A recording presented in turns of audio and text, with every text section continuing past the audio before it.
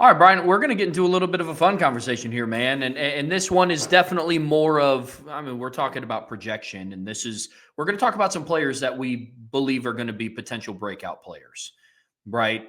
And for me, this is always a fun conversation because one, Notre Dame had a lot last season, right? It's kind of that conversation of who isn't going to break out. I mean, like Drake Bowen had his, Leonard Moore had his, Adon Schuler had his. There's a lot of different areas across this team that it's going to be interesting to see where we think are going to be breakout players. So, Brian, starting with the D line, kind of picking up where we left off here, who do you kind of see breaking out in 2025? Well, let's start, Trevor, from sort of in the same way we started our position by position breakdown. We'll go from the back end to the front, right? So we'll start on the back end. And a guy that I think is going to be a breakout player for Notre Dame next year. Obviously, I think I count Leonard Gray as kind of already having broken out. He was an impact player already, highly productive, freshman All-American, freshman player of the year, preseason All-American. I don't know how much better he's going to get. So for Leonard Moore, it's like, dude, just keep doing what you're doing. Mm-hmm. The guy that I think is going to be a breakout player next season is Christian Gray. That's my first one that I go with is Christian Gray. Because, A, we've seen him do it. We've seen him do it for long stretches of the season. And we've seen him step up in big moments. Fourth quarter against Texas A&M. We've seen him step up with the fourth quarter against Penn State, game on the line, having just played that route perfectly. Great play there. Fourth down stop against USC, pick six against USC. Even in the worst game of his career, he had two huge game-changing plays that helped you win that football game. An early fourth down and two stop, and then the pick six when they're trying to tie the ball game up in the fourth quarter. Like, you're a playmaker even when you're at your worst, you're making game-changing plays. You know what I mean? And so that's an aspect of his talent is there. He's going to get elite coaching with Mike Mickens. He's long. He's fast. He learned a lot this year. He moved back and forth from field to boundary last year. He was all field this year. Some of the technical mistakes he made, you hope he works out of his system this next season. That's what I'll say. If he does what I think he's going to do, which is just focuses on his craft, which is footwork and hand play, that's going to be a big thing. And then once you get into spring ball and fall camp, it's, do a better job of how you play certain routes, understanding how your leverage naturally takes certain things away. So you don't have to bite on an inside move on a vertical route because I'm taking the inside away anyway. If you try to cross my face, I'm going to lock you up. I don't need to bite when you make that inside move, like a lot of corners do. The technical part improves. The skill is there. The playmaking is there. And now the experience is there. Now he's creeping up on almost 1,000 career snaps in 2 years. Now you say, okay, now he's ready to really take this thing off to where everyone's going to be talking about Leonard Moore next year. And anyone who doesn't watch Notre Dame regularly is going to be talking about how Christian Gray struggled in this. And they're going to have all those negative things to say about him. But you and I know differently. And if he can get rid of some of those young guy mistakes, he's going to be a guy that has a breakout. And all of a sudden people are going to talk about not that Leonard Moore's one of the best cornerbacks in the country, but that this is the best cornerback tandem in the country.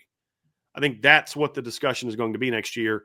And it's going to be because of Christian Gray, because Leonard Moore's already there, right? The play is there. The reputation is there. The production is there. Now Christian steps into that mix as well. And this becomes a great cornerback room, assuming that the defensive coordinator still uses them the right way, which I hope that they do. That's the only unknown we have. And that's true for all of this stuff we talked about, is what changes does the D coordinator make? I'm working with the assumption he's not going to make a lot. Nothing major. But that's where I expect Christian to be my first breakout player. Yeah, I like that move. I mean, he's poised to be in a good spot to have his breakout season. I like that you highlighted Leonard Moore for already having for all the accolades that he's racked up over his first season playing. For me, in the secondary, it's tough, right? Because I want to put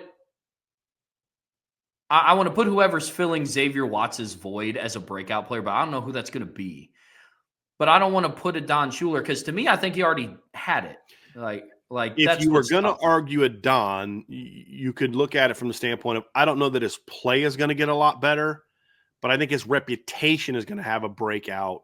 He'll start getting viewed different because like that can be part of a breakout too, Trevor, is you're not necessarily a better player, but your reputation now backs up the level of play that you have.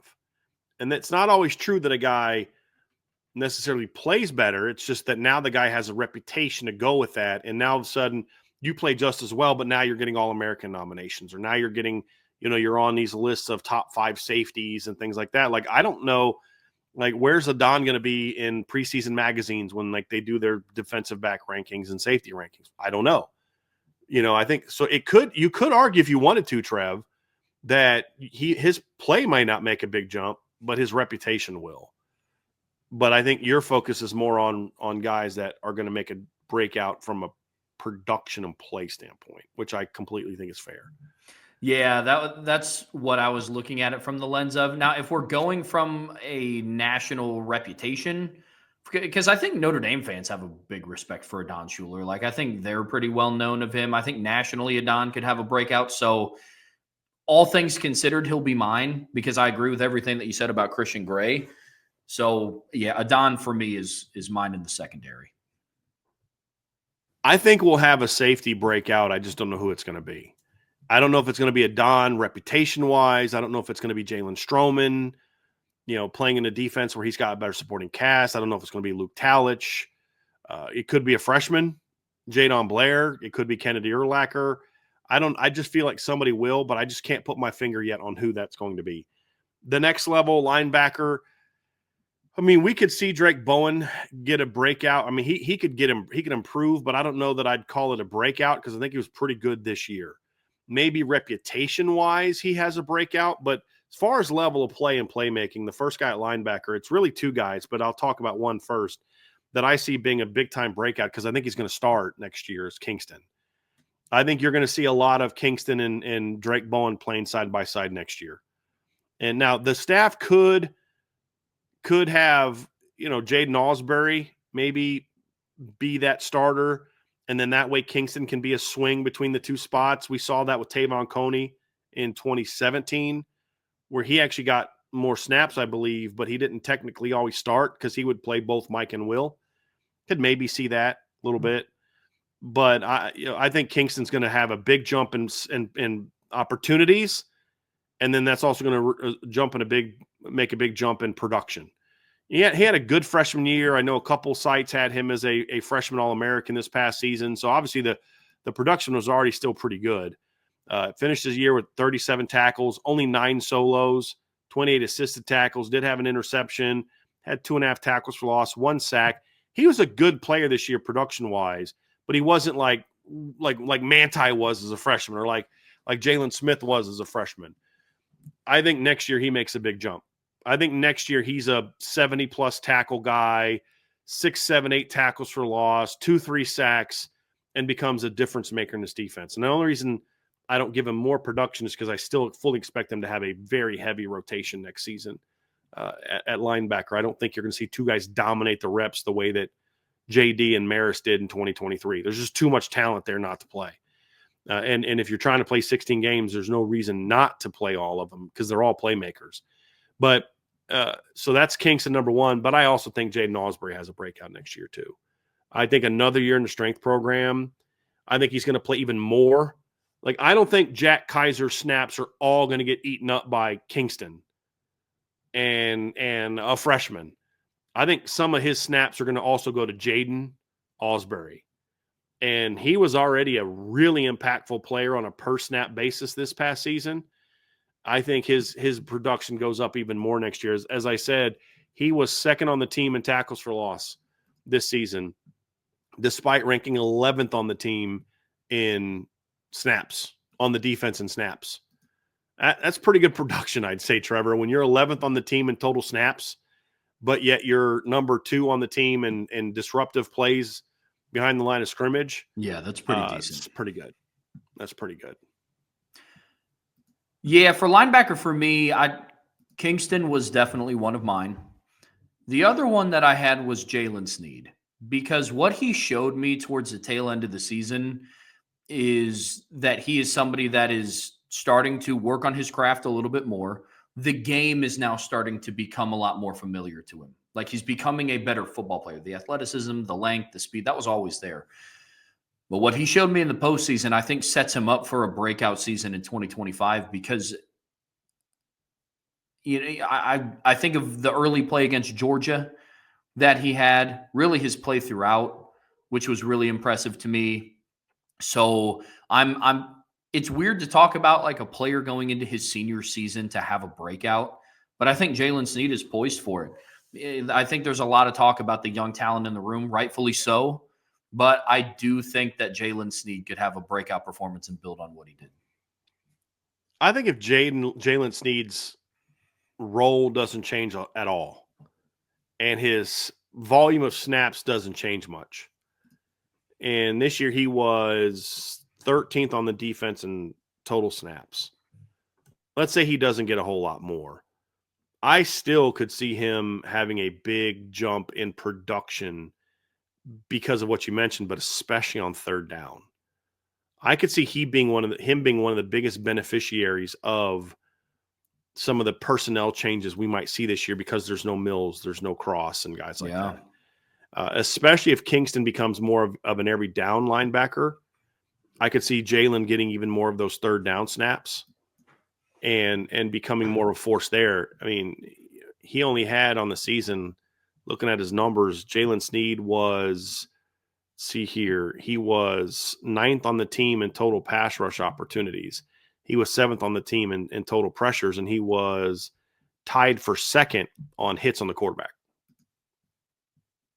So, like, his ability to get to the quarterback and make a hit on a per snap basis was as good, if not better, than anybody else in the defense. When you look at it from a volume, like a per snap basis, volume basis, as I mentioned, he was 7th on the team in total pressures. Now, he was only 3 behind the guy that was number 4, and he had 107 pass rush snaps. The guy ahead of him had 229. The guy one spot ahead of him, Bryce Young, had 1 more total pressure than Jalen Sneed, and he had 101 more pass rush opportunities, according to Pro Football Focus. So again, on a per snap basis, there's nobody on the defense that can come anywhere close to what Jalen Sneed did this year on a per snap basis, outside of Drake Bowen. Because Drake Bowen only had 1 fewer pressure than Jalen Sneed, and he did that on 38 fewer pressures, but it's a different type of pressure. He's blitzing where Jalen is. I'm more referring to like being able to be that disruptive edge rusher. Sure. That's where I could see him having that breakout. So Trev, I look at that. I think he that's an area where I think he could end up being a really impactful player in that regard. Anybody else at linebacker you see kind of having that kind of breakout season? You know, I mentioned Kingston and Jaden. You push back on either one of those or no? Anybody? I mean, we could talk about Madden Faramo, but that wouldn't be as much of a breakout as it would be sort of like a freshman type of impact type season. But I feel like there's some linebackers who maybe could, but I don't know if it's at linebacker. Like I can see Preston Zinner moving over to tight end and making his presence felt and being a bit of a breakout in a role player type of situation, but I don't know how much he's going to play at linebacker. And I don't see Bodie Cahoon with the time he's going to miss, being that guy. Maybe next year if some guys leave, go pro or something like that. But yeah, I think the top 4 is going to eat up a lot of those snaps. And the only person that I think has a chance to really push into that would be Madden. Yeah. Yeah, I'm in the same boat. I mean, it sounds like you and I are in the same opinion on Drake Bowen and the 3 other guys that we listed in Sneed, Osbury, and Kingston. Those are just the ones that would make the most sense for a breakout, right? Not saying that a guy like Madden or Teddy Rizak or Bodie Cahoon, they couldn't, but to me, I look at it in the same, right? Of like, if we're going to kind of leave Madden out from like just going from no production to having some sort of production in 2025 as a breakout, then you could have the same argument for a Teddy Rizak, a Bodie Cahoon, a Preston Zinner, guys like that. But I wouldn't be shocked. You know what I'm saying? If it was anybody, it's just, I think it's a testament to how loaded that room is with talent. Now, sticking along kind of the trend here, we were talking about Jalen Sneed and pass rushing. Getting to the defensive line here, Brian, breakouts for them. When you go through and you look, And I think we're going to be on the same page here. For me, the first guy was, again, health was in question, right? But I think Boubacar Traore is poised to have a breakout season along the defensive line. The tools that he has coming back. Now, obviously, health is always going to be the question. Can he come back and be what he was and kind of pick up where he left off prior to the injury? You never know, right? There are examples of it working out. There's examples of it not, sometimes even within Notre Dame. But to me, I think you have to start with Boubacar Traore. What say you, Bryan? Yeah, I'm there, but I'm hesitant to jump fully on board as far as expecting it to happen. It's certainly possible. I mean, he was already on the verge of that last season. And we talk about some of the pressures and different things that we saw this season. I mean, Boubacar had 9 pressures last season in only 5 games. He only had 64 total pass rush opportunities. So if you look at the number of pressures on a per snap basis, and you multiply that out, let's go to the entire defense and take like a RJ Oben type of player. Let me go here. So Boubacar had 68. What did I say? 68 total pass rush opportunities last season. 64, and you just give him as many as RJ Oben had. He would have had 27 pressures last season, which would have been second on the defense behind only Riley Mills.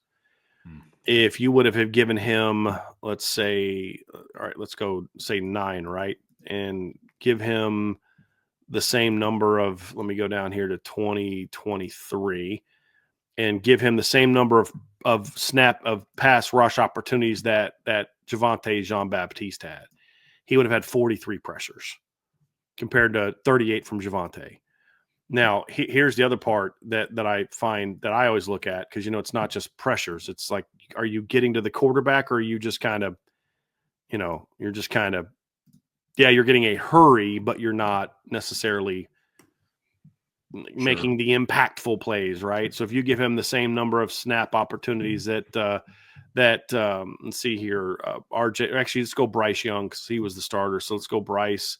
He would have had 16 hits plus sacks on the quarterback. That would have led the team. Riley Mills led the team with 13. If you would have given him the same number of hits on the quarterback on a per snap basis and say he had as many snaps as Riley Mills did, which is 291 pass rush snaps, he'd had 23 hits on the quarterback. For context purposes, Isaiah Foskey had the best season that Notre Dame has had in recent years as far as hits on the quarterback in the Marcus Freeman era. He had 15 in his back-to-back seasons. 15 hits on the quarterback. If you go back and look at the 2018 season, remember how good that was? Julian Aguara set the standard for hits on the quarterback. He had 21. Boubacar, and he did that on 314 snaps. So if you'd have taken his hit rate on the quarterback and give him as many snap opportunities as Julian Aguara had in 2018, he would have had 25 hits on the quarterback. Not pressures, hits on the quarterback. Julian had 21. And that's the best we've seen from a Notre Dame defensive player. That gives you an idea of the kind of pressure he was putting on players in those first 5 games.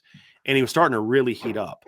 He had 4 against Miami of Ohio, 2 sacks and a hit on the quarterback. He had 2 pressures and a half against Purdue, a sack and a hit, plus he had an interception. And then he got hurt early he only played 3 pass rush opportunities against Louisville before he got hurt.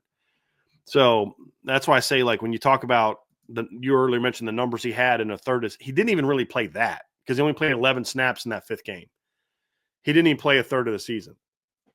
The production on a per snap basis is outstanding. Here's the concern. He's coming off a torn ACL. And guys, it's way better than it used to be, right? See, I'm saying that word way too much. But it's still, you'll sometimes see guys not quite be them full selves until the second year. That's where with Boubacar, it becomes a bit of a question mark. Can we expect him to be as explosive that next year as he was this year? I don't know. I don't know how much we're going to see him in the spring.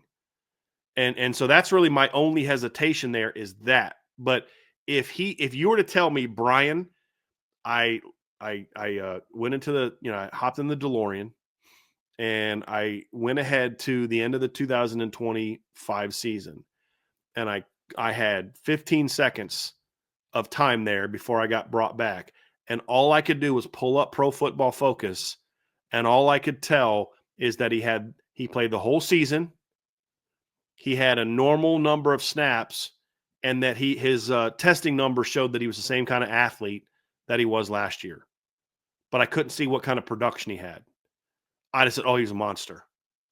Like, I don't even see it that. If you tell me he's healthy all year, that he has a good offseason where his athleticism comes back just to what it was last year, not an ounce better, just what it was before the injury, he's going to be a monster.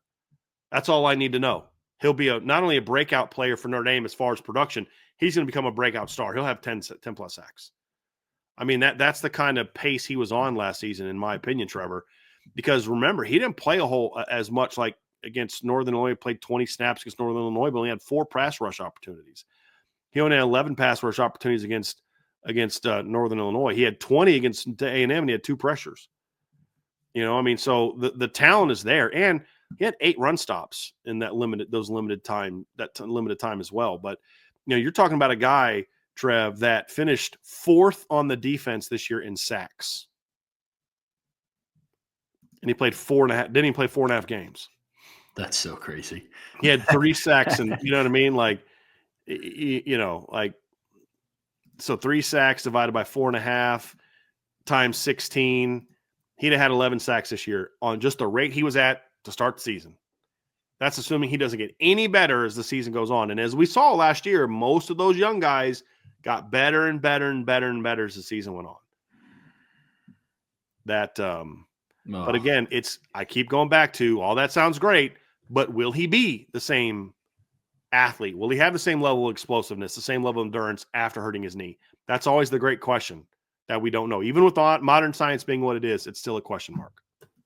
Oh, man, it just leaves you wishing that he would have stayed healthy the entire season. But luckily for us, we said it during the season, Trevor. If Boubacar doesn't get hurt and Riley Mills doesn't get hurt, we're having a much different discussion right now about Notre Dame 2025. If those two guys, look, I can't prove it to be true. So if anybody tells me I'm wrong, all right, whatever. It's an opinion. If Boubacar and Riley Mills don't get hurt,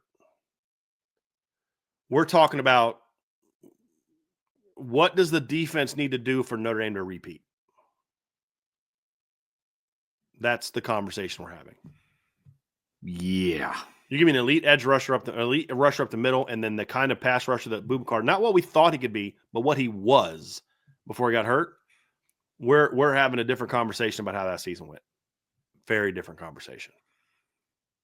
It's, can Notre Dame win it again? That's what I can't wait till we actually have that conversation. I was just about to say that. But I think that's what we'd be talking about. I was just about to say that. Yeah, man. I mean, it's the potential's there. And like I said, health is going to be the biggest question. Do you have any other breakouts along the defensive line? Yeah. I have a lot of potential ones. I mean, I thought about going with Jared Dawson. I feel like somebody up the middle breaks out, but I'm just not ready to put my name on to who that would be. But the other one that I'm looking at, and here's the only question I have. I don't know if I want to go with one guy or if I want to go with a duo ends up being great. But I just feel like with Josh Burnham moving, I expect him to move back to end at some point in time between now and the season starting, which means him and Bryce Young will be that end duo. I don't know if it's going to be Josh has the breakout or Bryce has the breakout, or as a duo they have a breakout. But I think that end position is going to be a force in the defense next year. And just a huge jump in production next season. I mean, if you look at it this year, you had Josh Burnham got most of his production at the Viper position, right? So he had 2 sacks in the title game. That's the only 2 sacks he had all year. A lot of his tackles for loss were playing the Viper position. He had 1 tackle for loss playing the end position, and then he got hurt in game 2. And when he came back, they had to start playing him a lot at Viper, starting with Stanford because of the injuries that you had in multiple positions, right? So you have him coming back. You look at Bryce Young had 1.5 sacks last year. RJ Oben had 1. It's 2.5 sacks that you had from that position. And I think that is going to be way more next season. You look at tackles for loss. Bryce had 3. RJ Oben had 1.5. That's 4.5. I think you're going to triple both of those numbers at the very minimum. And so triple those numbers would be 3.5 tackles for loss. I think there's at least 12 to 15 by the end position. I think you're going to see at least 8 or 9 sacks from that end position next year. Now, if you think that sounds nuts, just keep in mind that Nana and Javonte Jean-Baptiste had 16 last year in 13 games, 16 tackles for loss, and they combined for 8 sacks. I think that's the bare minimum of what we see next year from the Burnham-Bryce Young duo. If that ends up where they move Josh. That's partly dependent on the health of Jordan Botelho and Boubacar Traore. But if they move them back over, I absolutely believe that the production at the very least will match what Javonte and Nana did 2 years ago. And that's without a doubt a breakout season. I just don't know. Is it going to be split between the two of them? Will one of them get the majority of that production? If they get 17, will it be like 9 for BY and 8 for Josh? If they get 10 sacks, will it be like 6 for Bryce and 4 for Josh? Or is it like, 11 for Bryce or 11 for Josh and the other one gets 6 or 6? I mean, that's the question. I don't know. And that's what I say. I just think it's more of that position is going to be outstanding next year, whether it's one guy breaking out or them as a duo breaking out. When I go through and I start thinking about the breakouts, and Bryce Young is absolutely in that conversation. He could be one of mine. Josh Burnham taking that step into becoming a better pass rusher, extending the utility belt. That's all there too. My other one was, and you brought him up, was Jared Dawson. Is the one thing that I think that is kind of, I don't want to use the word glaring because that sounds aggressive, but if there is one issue that you point to in Notre Dame's D-line, is the biggest question mark is the interior, in my opinion, because at least with the edge, you have the length and the speed and the athleticism, and you have other proven guys who have shown in moments that they can. Not saying that the interior doesn't, right? But you go through and you break it down. Gabe Rubio wasn't healthy the first part of the season, had his moments, had a pretty good game against Georgia, probably his best in a Notre Dame uniform. Donovan Heinisch had good games against Florida State and Virginia. He had basically a game-ending sack against Georgia. But for me, when the bulk of the production comes against Florida State and Virginia, can that be replicated once you start playing a tougher schedule, right? Not to take away anything that he did, but like I said, he's just another one of the players that you kind of see have flashes, right? Jared Dawson, I think, comes in with the experience. Health is a little bit of a question with him. How many snaps is he going to play? Can he stay healthy down the stretch?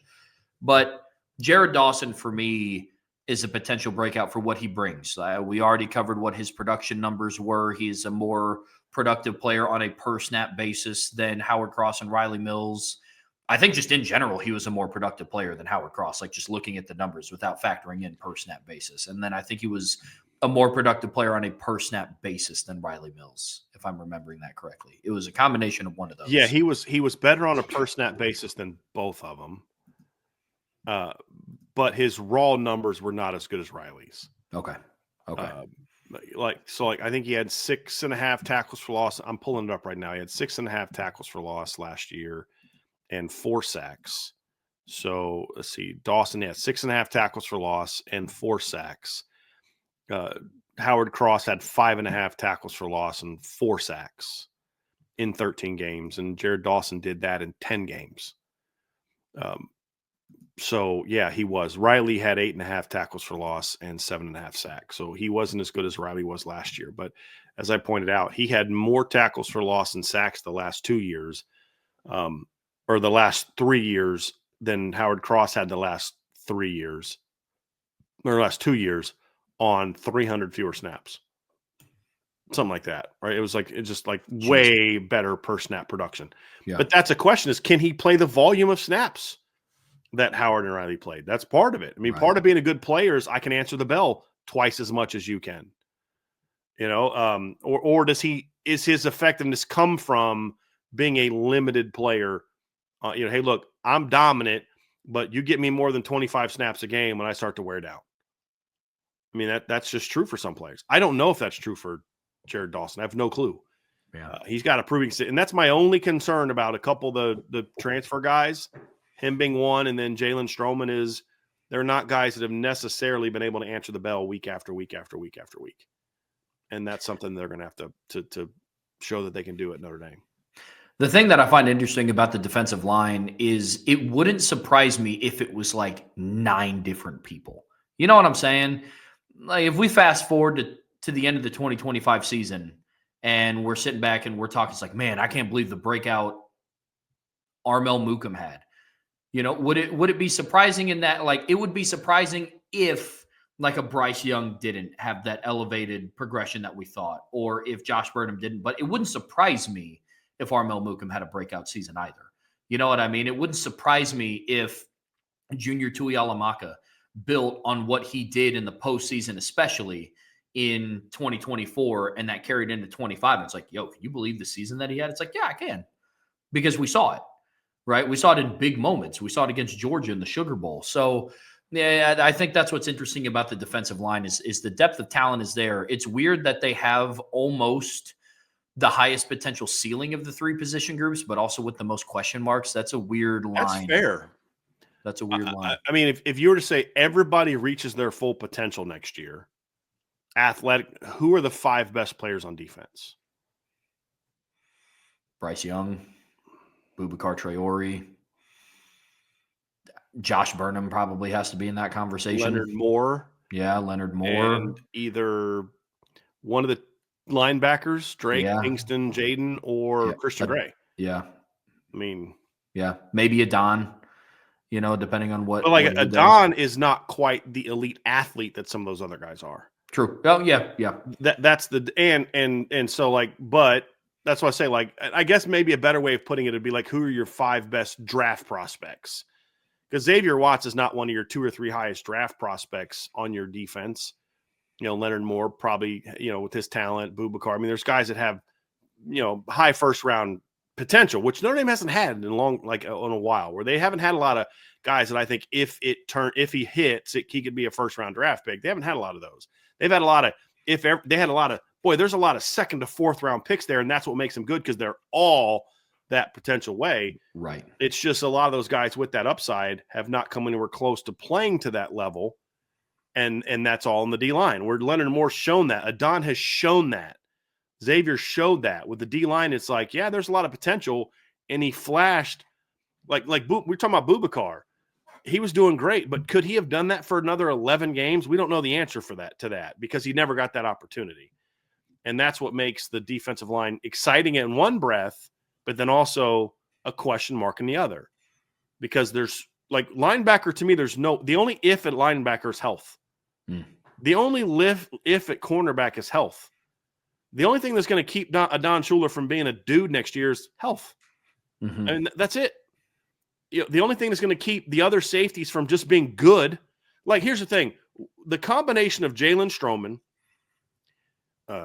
Jadon Blair, Luke Talich, Bronte Johnson, Kennedy Urlacher, whoever of that duo steps up, I have zero doubt will be better than what was opposite Xavier in 2023. I don't think Adon has to be as good as Xavier was. I think there's some things Adon is never going to do as well as Xavier. I don't think Adon's ever going to have as much production on the ball as Xavier. But I think Adon also is a more impactful hitter and run defender even than Xavier was, especially as he gets older. I mean, Xavier's 3 seasons older than Adon. Let's not forget that. But like that opposite. So, but Adon doesn't have to be Xavier if the complementary pieces are better than what it was in 23. That's my point. I don't have any doubt that that'll happen. The big ifs are all up front for me. They're all up front. And that's both concerning, but also exciting. Yep. because we're not asking any of them to reach their full potential of who they can be in their careers. Just be a somewhat pretty good version of what you can be at this point in your development. I don't need Bryce Young to be what he'll be as a senior.